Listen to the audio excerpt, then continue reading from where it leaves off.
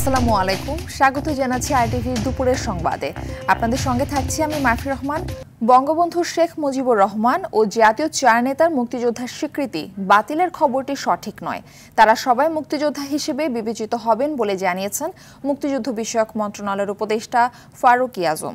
বুধবার সচিবালয়ে একথা জানান তিনি। যারা সশস্ত্রভাবে মুক্তিযুদ্ধ করেছে, যারা পরিচালনা করেছে, তারা সবাই মুক্তিযোদ্ধা। গণমাধ্যমে মিসলিডিং হয়েছে, তবে ওই সরকারের কর্মকর্তা কর্মচারীরা সহযোগী মুক্তিযোদ্ধা হিসেবে বিবেচিত হবেন। আরও জানাচ্ছেন শাকিলা করিম। মঙ্গলবার রাতে জাতীয় মুক্তিযোদ্ধা কাউন্সিল সংশোধন অধ্যাদেশ ২০২৫ জারি করে মুক্তিযুদ্ধ মন্ত্রণালয়। অধ্যাদেশের ভুল ব্যাখ্যা করে কতিপয় গণমাধ্যম প্রতিবেদন প্রকাশ করলে রাতভর তোলপাড় চলে সামাজিক যোগাযোগ মাধ্যমে। গুজবে সয়লাভ হয়ে যায় ফেসবুক, ইনস্টাগ্রাম সহ সব প্ল্যাটফর্ম। সকালে শেখ মুজিবুর রহমান ও জাতীয় চার নেতা বীর মুক্তিযোদ্ধা কিনা এমন প্রশ্নের ব্যাখ্যা দেন মুক্তিযুদ্ধ বিষয়ক মন্ত্রণালয়ের উপদেষ্টা ফারুক আজম। মুজিবনগর সরকারে যারা ছিলেন তারা মুক্তিযোদ্ধা হিসেবে বিবেচিত হবেন, গেজেটে বিষয়টি স্পষ্ট করা হয়েছে বলে জানান তিনি। এটা একটা মিসলিডিং হয়েছে নিউজ, এটা আমার মনে হচ্ছে যেন এটা সত্য হয় নাই।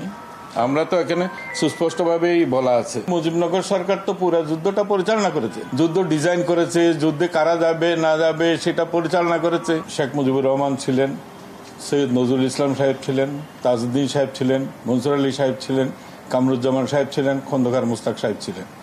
এরা সবাই মুক্তিযোদ্ধা। তিনি আরো বলেন, মুক্তিযোদ্ধা ও মুক্তিযুদ্ধের সহযোগী দুয়েরই সমান মর্যাদা, সুযোগ সুবিধা একই থাকবে। সহযোগী মানে এই নয় যে তাদের সম্মান ক্ষুণ্ণ করা হয়েছে।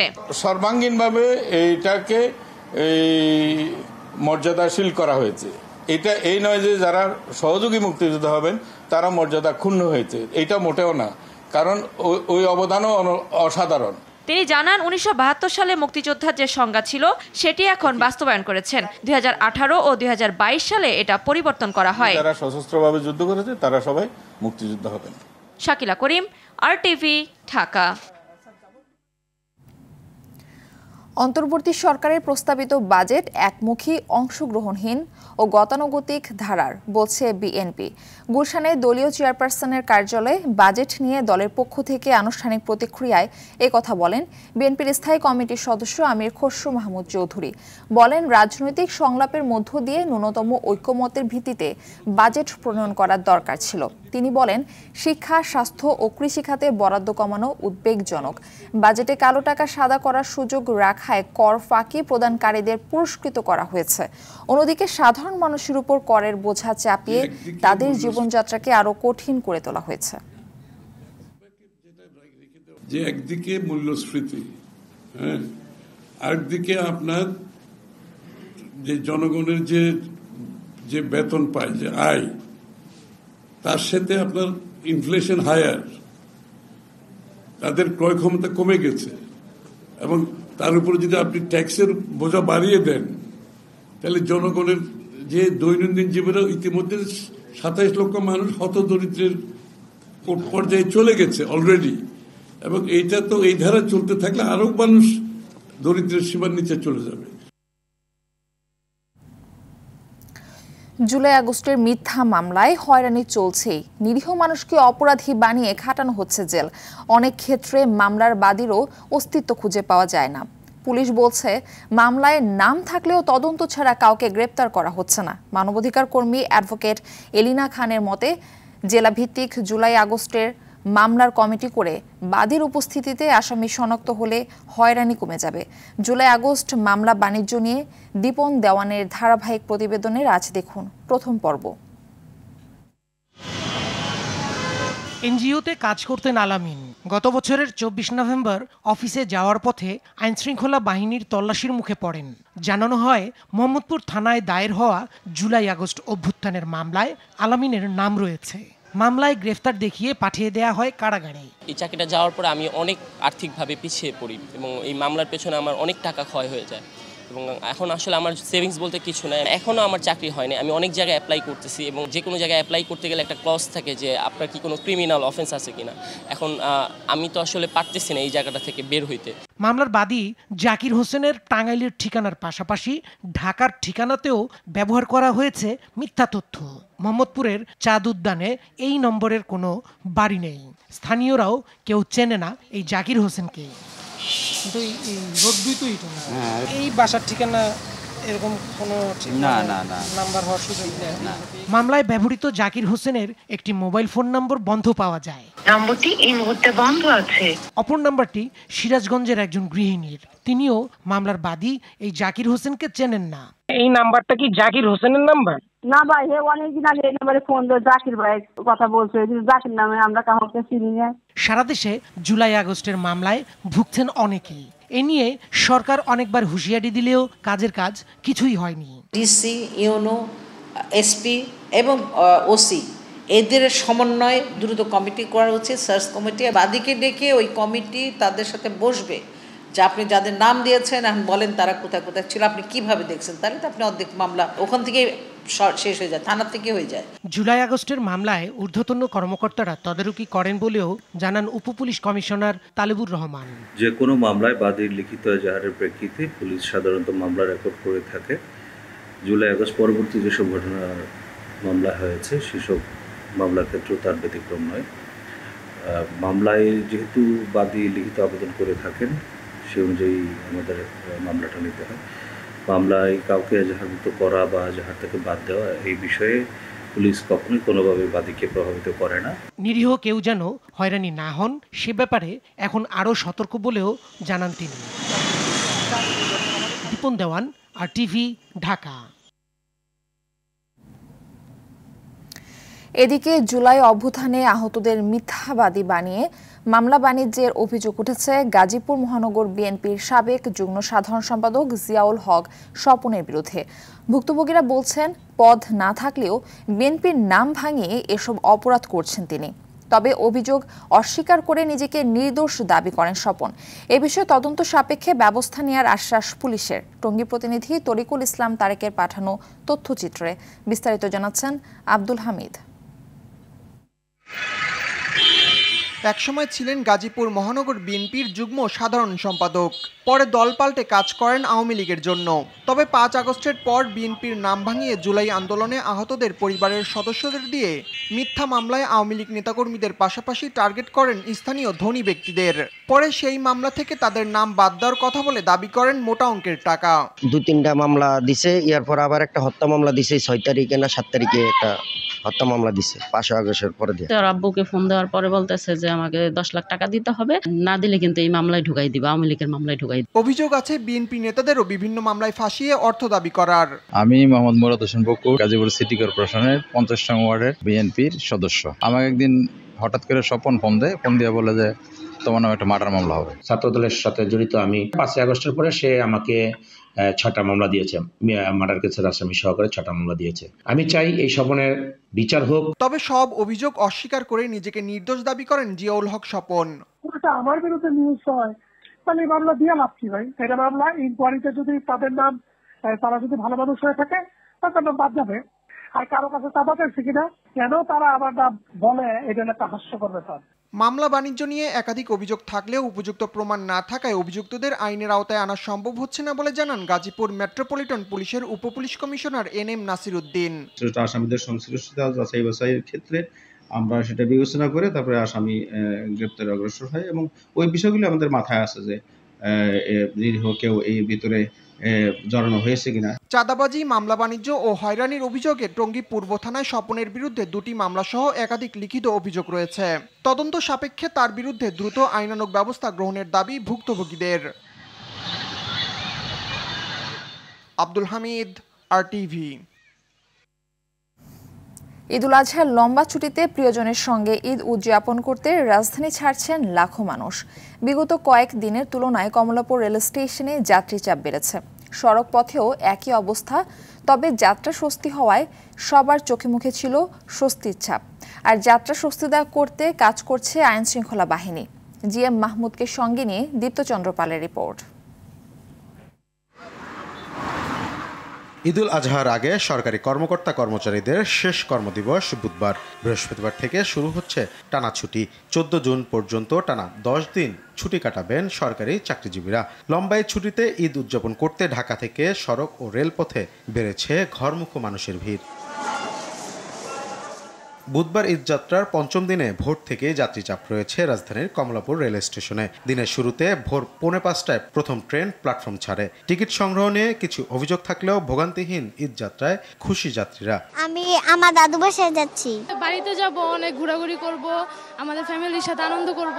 আমি মামার বাড়িতে যাচ্ছি। ভোগান্তি তো এখন পর্যন্ত নেই, তবে টিকিট পেতে ভোগান্তি হয়েছে। টিকিট আমরা অনলাইনে 100% দেওয়াতে ভেবেছিলাম ঘরে বসে সুবিধা হবে, কিন্তু ওইটা টিকিট মানে ঢোকার সাথে সাথে নাই। টিকিট ম্যানেজ করতে পারিনি, আমরা ব্ল্যাকে কাটতে হয়েছে, সেটা 3 গুণ টাকা দিয়ে কিনতে হয়েছে আমাদের। স্টেশন ম্যানেজার জানান, ঈদযাত্রা নির্বিঘ্ন করতে যাত্রী চাহিদা বিবেচনায় এবার 10টি বিশেষ ট্রেন যুক্ত করা হয়েছে। বুধবার মোট 63টি ট্রেন স্টেশন ছেড়ে যাবে। সকাল থেকে আমাদের ইতিমধ্যে 21টা ট্রেন ঢাকা স্টেশন ছেড়ে যায়। এর মধ্যে শুধুমাত্র ঈদ স্পেশাল ট্রেনটা আজকে ফার্স্ট ডে ছিল।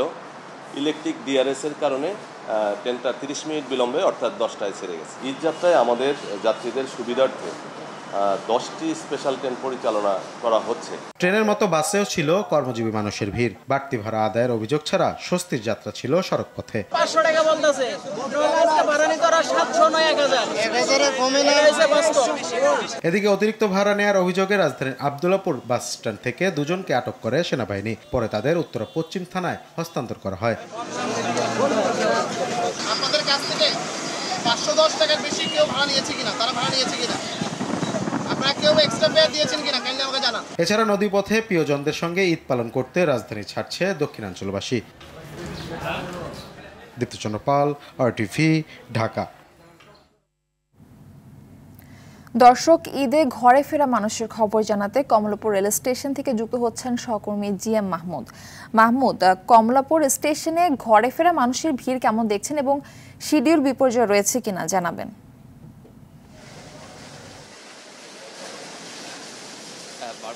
ঈদুল আজহা উদযাপনে শেকরের টানে আসলে বাড়ি ফিরছে রাজধানীবাসী। সবার চোখে মুখেই স্বজনদের সাথে ঈদ উদযাপনের এক ধরনের আনন্দ কিন্তু ফুটে উঠেছে। ভোর থেকেই কমলাপুরে যাত্রীদের চাপ বেড়েছে।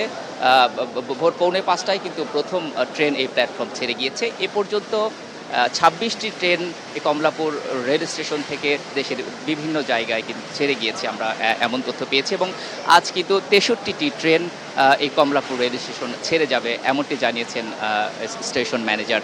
একই সাথে তিনি জানিয়েছেন যে 10টি স্পেশাল ট্রেন কিন্তু যুক্ত করা হয়েছে যাত্রীদের চাপ বিবেচনায়। আপনি দেখতেই পাচ্ছেন এই মুহূর্তে কিন্তু যাত্রীদের বেশ চাপ তৈরি হয়েছে। একই সাথে জানা যাচ্ছে যে বিকেলের দিকে এই চাপ আরও বাড়বে। আপনি জানেন আগামীকাল থেকে এই সরকারি ছুটি শুরু হয়ে যাচ্ছে এবং যেহেতু লম্বা ছুটি, তো এই ছুটি বিবেচনায় আজ বিকেল থেকেই যাত্রীদের আরও চাপ বেড়ে যাবে এমনটি ধারণা করা হচ্ছে এবং সেই ধারণা থেকেই কিন্তু বিশেষ ট্রেন যুক্ত করা হয়েছে এমনটি কিন্তু স্টেশন ম্যানেজার জানিয়েছেন। একই সাথে জানিয়ে রাখি যে এই ট্রেনে কেউ যেন ছাদে আরোহী হয়ে ভ্রমণ না করে এবং টিকিটের ক্ষেত্রে কালোবাজারি না করা হয় এ লক্ষ্যে কিন্তু রেলওয়ে কর্তৃপক্ষ বিশেষ ব্যবস্থা গ্রহণ করেছে এবং সার্বক্ষণিক মোবাইল টিম কিন্তু পর্যবেক্ষণে রয়েছে, আমরা এমনটি দেখেছি।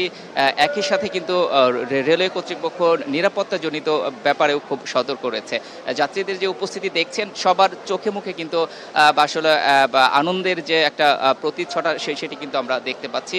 বাড়ি যাচ্ছে, তার প্রিয়জনদের সাথে ঈদ করবে, তার স্বজনের কাছে চলে যাবে, এই জন্যই কিন্তু এদের এই যাত্রা এবং এটি কিন্তু তাদের চোখে মুখে ফুটে উঠেছে। আরেকটি তথ্য জানিয়ে রাখি যে এই রেলওয়ের ব্যবস্থাপনা পর্যবেক্ষণ করতে কিন্তু কিছুক্ষণের মধ্যেই স্বরাষ্ট্র উপদেষ্টা অবসরপ্রাপ্ত লেফটেন্যান্ট জেনারেল মোহাম্মদ জাহাঙ্গীর আলম উনি কিন্তু কমলাপুর স্টেশন পরিদর্শন করবেন, আমরা এমন তথ্য জেনেছি। একই সাথে বিকেল 3টায় উনি মহাখালী বাস টার্মিনাল পরিদর্শন করবেন, আমরা এমনটি জেনেছি।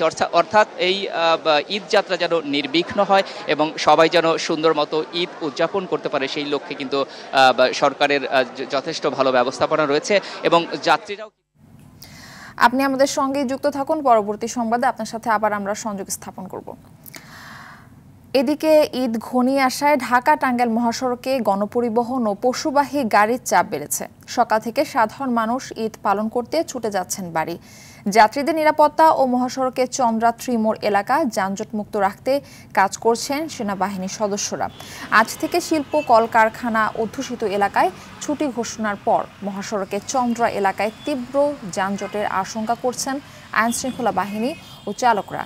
সিরাজগঞ্জের যমুনা সেতুর পশ্চিম সংযোগ মহাসড়কে যানবাহনের তীব্র চাপ সৃষ্টি হয়েছে। বাড়তি চাপে যানজটের ভোগান্তি এড়াতে খুলে দেওয়া হয়েছে হাটিকুমরুল ইন্টারচেঞ্জের পাবনাগামী লেন। মহাসড়কে দায়িত্বরত পুলিশ সদস্যরা জানান, ঈদ উদযাপনে রাজধানী ছেড়ে বাড়ি ফিরছেন উত্তর ও দক্ষিণাঞ্চলবাসী। বিকেল থেকে এই চাপ আরও বৃদ্ধি পাবে। ঢাকা টাঙ্গাইল যমুনা সেতু মহাসড়কেও বেড়েছে ঘরমুখো যানবাহনের চাপ, তবে কোথাও যানজট নেই।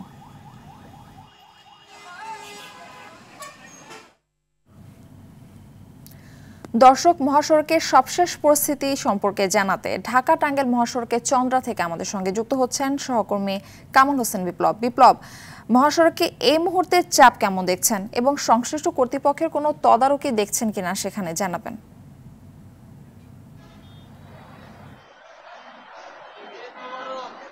জি মারুফি, আপনি যেমনটি সকাল থেকে দেখেছেন এই ঢাকা টাঙ্গাইল মহাসড়কের চন্দ্রা এলাকার চিত্র। সকালে যে চিত্র দেখেছেন তার চেয়ে দ্বিগুণ চিত্র এই মুহূর্তে রয়েছে। এখন কিন্তু যাত্রীর ব্যাপক চাপ রয়েছে, গণপরিবহনের চাপ রয়েছে, পশুবাহী যে গাড়িগুলো সেগুলোর চাপ রয়েছে। তবে দুপুরের পর থেকে এই চন্দ্রা ত্রিমোড় এলাকায় কিন্তু দ্বিগুণ যাত্রীর চাপ বেড়েছে। আমি একটু বলি যে এই কালিয়াকৈর উপজেলা কিন্তু শিল্প অধ্যুষিত এলাকা। এখানে এই শিল্প কলকারখানা ছুটি ঘোষণা করা হয়েছে, যার ফলে সকালে যতটুকু এই চন্দ্রা এলাকায় যাত্রীর ভিড় ছিল তার চেয়ে দ্বিগুণ ভিড় কিন্তু এই মুহূর্তে রয়েছে। তবে যাত্রীদের সাথে আমি কথা বলেছি, তারা যেমনটি জানিয়েছেন যে গণপরিবহনে ভাড়া বেশি চাওয়ায় তারা কিন্তু জীবনের ঝুঁকি নিয়ে প্রিয়জনের সাথে ঈদের আনন্দ ভাগাভাগি করতে ট্রাক এবং মোটরসাইকেল যুগে তারা বাড়ি যাচ্ছে। এদিকে আমি আইনশৃঙ্খলা বাহিনীর সাথে কথা বলেছি, তারা জানিয়েছেন এই গাজীপুরে প্রায় 1000 আইনশৃঙ্খলা বাহিনী মোতায়েন রয়েছে। যাত্রীরা যেন স্বস্তিতে ঈদযাত্রা করতে বাড়ি যেতে পারে তার জন্য সকল প্রস্তুতি তারা গ্রহণ করেছেন এবং এই মুহূর্তে মহাসড়কে তারা যাত্রীদের সেবা দেওয়ার জন্য কাজ করছেন। তবে অভিযোগ রয়েছে, এখানে যে কাউন্টার রয়েছে সেই কাউন্টারে কিন্তু বেশি ভাড়া নিচ্ছে বলে যাত্রীদের অভিযোগ। এই ছিল চন্দ্রা থেকে ঢাকা টাঙ্গাইল মহাসড়কের সর্বশেষ খবর। মারুফি, ধন্যবাদ আপনাকে। মিনায় অবস্থানের মধ্য দিয়ে আজ থেকে শুরু হচ্ছে পবিত্র হজের আনুষ্ঠানিকতা। এরই মধ্যে মিনায় পৌঁছাতে শুরু করেছেন মুসল্লিরা।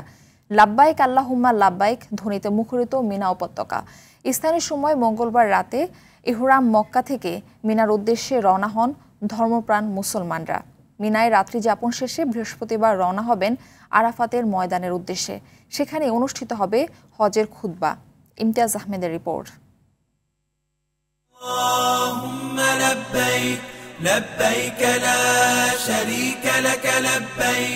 সবার মুখে একই ধ্বনি, লাব্বাইক আল্লাহুম্মা লাব্বাইক। হে আল্লাহ, তোমার ডাকে সাড়া দিতে আমি হাজির।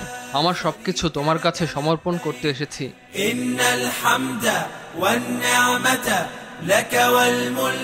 মিনায় অবস্থানের মধ্য দিয়ে আজ শুরু হচ্ছে হজের আনুষ্ঠানিকতা। এরই মধ্যে মিনায় পৌঁছতে শুরু করেছেন হজ যাত্রীরা।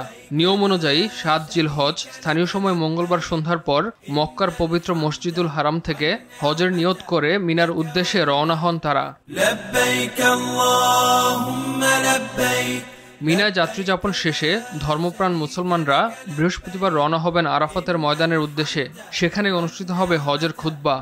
আরাফাতের ময়দানে অবস্থান করাকেই মূলত হজ হিসেবে গণ্য করা হয়। লাব্বাইক আল্লাহুম্মা লাব্বাইক ধ্বনিতে মুখরিত মিনা উপত্যকা। প্রতি বছর জিলহজ মাসের 8 থেকে 13 তারিখের মধ্যে হজের মূল আনুষ্ঠানিকতা সম্পন্ন হয়ে থাকে। এ সময়ে 4 দিনের বিভিন্ন ধর্মীয় আনুষ্ঠানিকতায় অংশ নেন মুসল্লিরা। 9 জিলহজ বৃহস্পতিবার সূর্যাস্ত পর্যন্ত আরাফার ময়দানে অবস্থান করে হজ যাত্রীরা চলে যাবেন মুজদালিফায়। সেখানে রাত্রি যাপন ও পাথর সংগ্রহের পর 10 জিলহজ ফজরের নামাজ আদায়। এরপর মুজদালিফা থেকে আবার মিনায় ফিরবেন তারা। মিনায় এসে শয়তানকে পাথর মারা, কুরবানি দেয়া ও চুল ছেটে মক্কায় গিয়ে কাবা শরীফ তাওয়াফ এবং সাফা মারওয়া সাই করবেন তারা। সেখান থেকে মুসল্লিরা আবার মিনায় ফিরবেন। 11 ও 12 জিলহজ শয়তানকে পাথর নিক্ষেপ আর সবশেষ কাবা শরীফকে বিদায়ী তাওয়াফের মধ্য দিয়ে শেষ হবে হজের আনুষ্ঠানিকতা।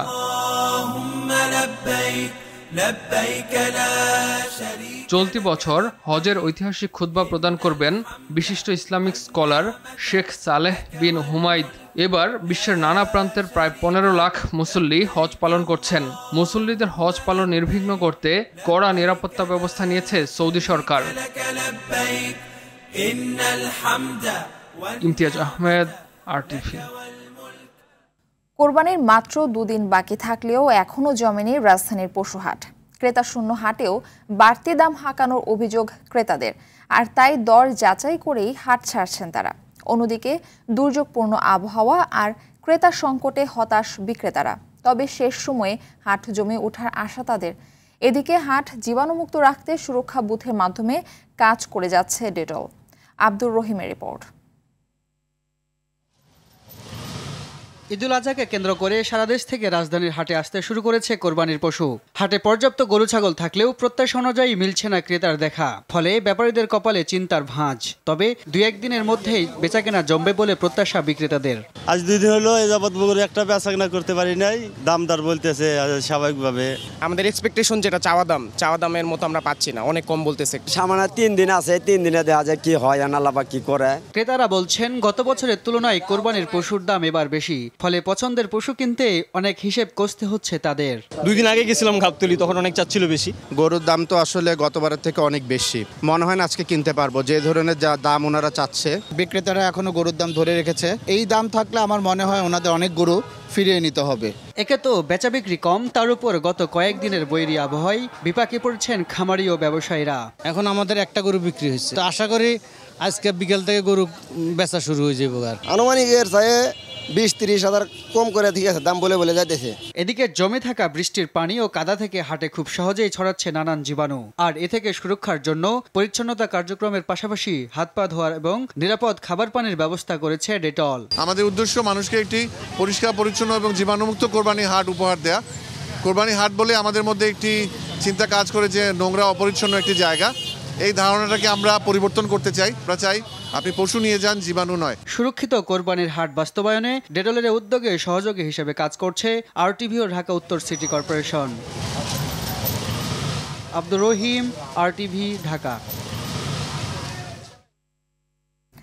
দর্শক, এই বিষয়ে বিস্তারিত জানাতে রাজশাহীর একটি পশুর হাট থেকে যুক্ত হচ্ছেন সহকর্মী মুস্তাফিজ রকি। রকি, শেষ মুহূর্তে পশুর দাম এবং বেচা বিক্রি কেমন দেখছেন রাজশাহীতে, জানাবেন। মারফি, কোরবানি ঈদের আর মাত্র কয়েকদিন বাকি রয়েছে। এরই মধ্যে রাজশাহীর যে কোরবানির পশুর হাটগুলো রয়েছে সেগুলো কিন্তু আসলে জমে উঠতে শুরু করেছে। সকাল থেকেই আমরা এই রাজশাহীর ঐতিহ্যবাহী সিটি হাটে রয়েছি। এই সিটি হাট কিন্তু এখন ক্রেতা বিক্রেতার পদচারণায় মুখর অবস্থায় রয়েছে এবং 12টার পর থেকেই মূলত আমরা দেখেছি যে এই সিটি হাটে দেশের বিভিন্ন স্থান থেকে, পাশাপাশি রাজশাহী সহ এর আশেপাশে যে উপজেলা বা এলাকাগুলি রয়েছে সেগুলো থেকে কিন্তু মানুষ আসছেন এবং তাদের পছন্দের যে কোরবানির পশু সেটি কিন্তু তারা আসলে কিনে নিয়ে যাচ্ছেন। এবং আমরা কিন্তু হাটের ক্রেতা এবং বিক্রেতাদের সাথে কথা বলেছি।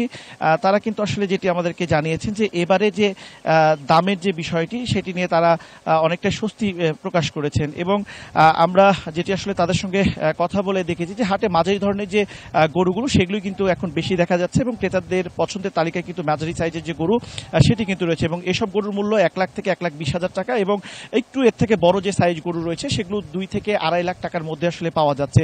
এবং সব থেকে যে ছোট গরুটি আসলে রয়েছে সেগুলোর সাধারণ মানুষ বাজেট করেছেন এবং যে বাজেটটি আসলে 50,000 টাকা থেকে প্রায় 1 লাখ টাকার মধ্যে কিন্তু আসলে গরু পাওয়া যাচ্ছে।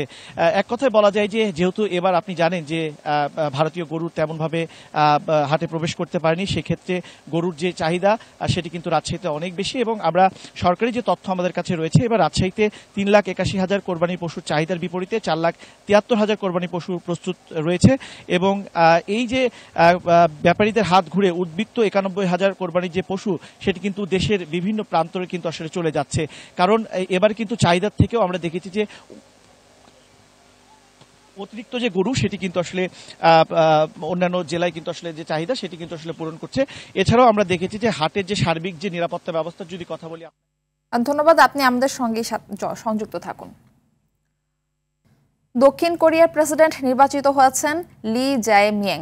গেল কয়েক মাস ধরে চলা রাজনৈতিক সংকট ও বিশৃঙ্খলার পর প্রেসিডেন্ট নির্বাচনে বড় জয় পেয়েছেন দেশটির বিরোধী দলীয় এই নেতা। নির্বাচনে মিয়াংয়ের প্রধান প্রতিদ্বন্দ্বী ছিলেন ক্ষমতাসীন পিপল পাওয়ার পার্টির প্রার্থী কিম মনসু। তিনি সাবেক প্রেসিডেন্ট উইন সুক ইয়োলের মন্ত্রিসভার সদস্য ছিলেন। নির্বাচনের প্রাথমিক ফলাফলের পর বুধবার ভোরে পরাজয় স্বীকার করে বিজয়ী লিকে অভিনন্দন জানিয়েছেন কিম। নির্বাচনে জয়ী হওয়ার পর দেয়া এক ভাষণে দেশ পুনর্গঠনের অঙ্গীকার করেছেন বিজয়ী প্রার্থী লি। ভুটানের বিপক্ষে পরীক্ষা নিরীক্ষার ম্যাচ হলেও জয়ে চোখ রাখছেন বাংলাদেশ কোচ হ্যাবিয়ার ক্যাব্রেরা। এই ম্যাচ দিয়ে ঘরের মাঠে অভিষেক হচ্ছে হামজা চৌধুরীর। সিঙ্গাপুরের বিপক্ষে 10 জুন হোম ম্যাচের আগে প্রস্তুতিতে বাড়তি মাত্রা যোগ করবে এই ম্যাচ।